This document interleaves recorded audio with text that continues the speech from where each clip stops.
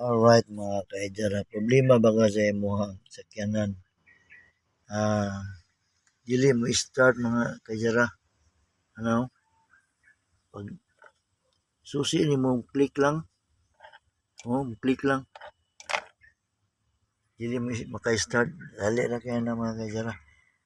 Kani ako dili ni start kanya to gamitan ako ni kaning kaniyo. Di mo redondo. Gamitan ako kaning kuan. Niyo.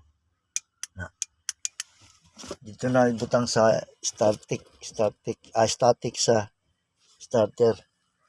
So karon akong gibutangan ni og kaning relay heavy duty no. Ari ta dere. So inani ni mga kaidara. Dili mo hard dili siya mo start. Dili maka redondo. Butangan na nato og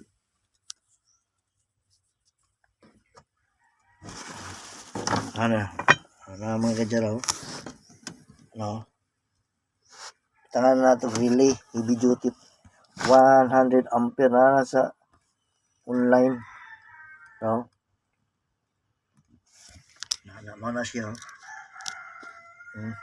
dito na ibutang sa static sa starter. So muna mga kaidara.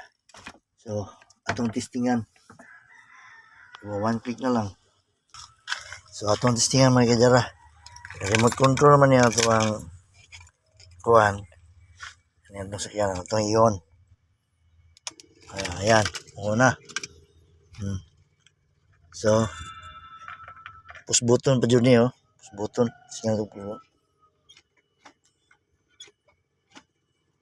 Dili na lang ito sa kuhan. Susi. Ayan.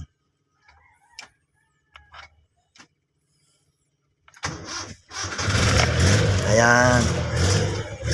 Click niya po pero kuhan siya madugay mga kaidara.